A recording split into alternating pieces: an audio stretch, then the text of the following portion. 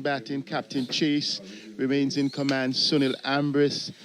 Keon Otley would also open the batting with Ambris. Devon Thomas, the wicketkeeper, is expected in at number 3. Jonathan Carter, Rovman Powell. Rakeem Cornwall, the all-rounder, is back. Kerry Peer retains his place. And Kemo Paul, Sherfin Rutherford, and Hakeem Jordan will complete the 11. Out would have been Romario Shepherd and also Reefer. So Curtly Ambrose is beside me, and just now we would have the India team up. The India A team, some of the members would have had the grand opportunity of being named in the international team. Manish Pandey remains the captain. Shubman Gill and Rituraj Gaikwad will be opening the batting. Shears I has also been one of those who would have gotten the nod from the selectors. Kunal Panya also in on the international team. And then Ishan Kishan, the wicket-keeper. Aksa Patel, who had a good performance in Game 4. Also, along with Khalil Ahmed and the man Navdeep Saini. Always doing well in the bowling lineup for the India A team. All would have benefited from call-ups from the ODI and the T20 teams in India, which we would look at later. So currently, Ambrose, we expect a wonderful game today. The umpires are out there, the Indian team in a huddle, at having won the first 3 matches and then seen a challenge from the West Indies A team. They would like to really come back and hit back. And it really has been a case that the team batting first, winning all 4 matches. India leading 3-1, and the West Indies batsmen are walking out. At the same time, you see the Indian fielding team. So good opportunity as well for the West Indies batsmen. They would like to make a statement. They would like to say the Indians have been rewarded for their fine performances. We want to be rewarded when the West Indies selectors name the team. So it's, in fact, Sunil Ambris and Keon Otley would be the opening pair, right and left combination for the West Indies. Asa Kirtley. Good morning, Seth, and of course, good morning to all our viewers and listeners around the world.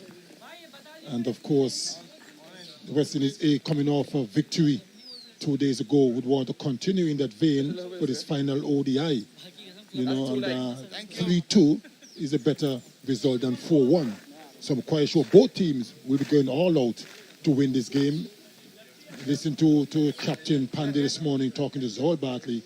You know, they want to win this game as well. So it's not a situation where because they've won the series, they're going to just relax and say the series is over. They want to win as well. So I'm expecting and it could be an exciting game today for both teams and a chance for the West Indies A players to showcase what they're worth, try to get into the West Indies senior team, as some of the guys in the A team have already been selected in the senior team. So a lot to play for.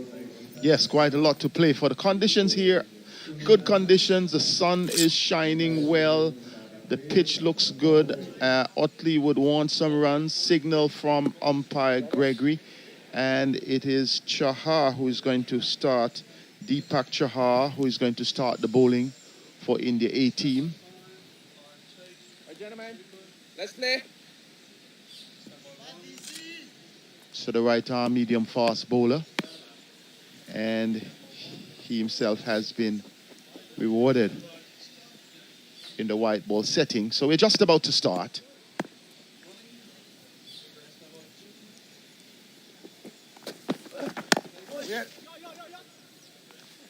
A bit of early swing.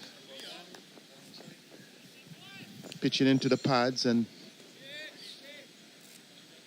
it'll be interesting to see how Sunil Amris rise to the occasion. He scored 100 runs so far in the 4 matches.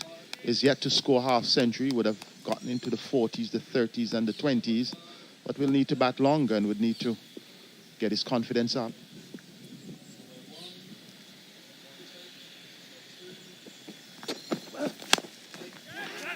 Driven, being saved.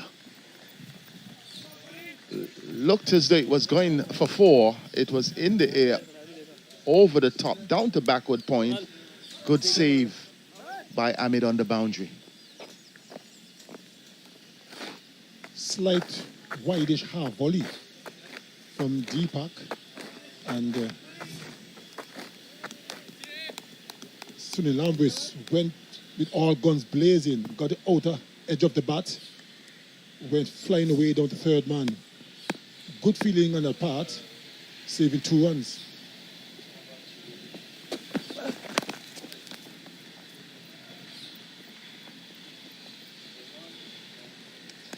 Interestingly, Deepak is starting. He starts from over the wicket to the right-hander. The ball starts just outside leg and comes back into the batsman.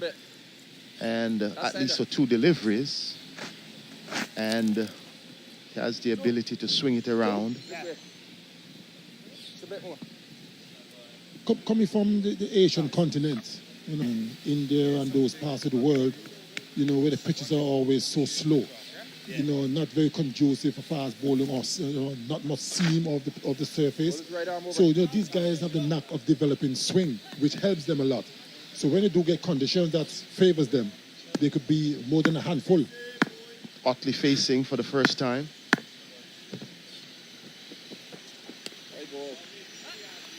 Wide, first wide of the innings. That one definitely pitched and left him. So Deepak struggling for his line in the first over of the game. The left and right combination is always very tricky, especially at the start of the innings when, you know, you're just trying to get into a night rhythm. I wonder if that was a bit harsh. Pitched inside the white line and he went after. He passed the batsman, he went a bit wide. I thought it was a little bit harsh.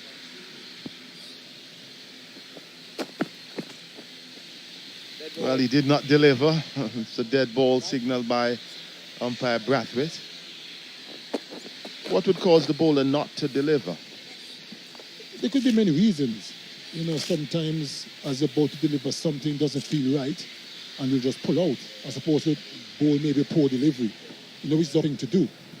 You know, even sometimes you're running up and the rhythm doesn't feel right. You just pull out, start again.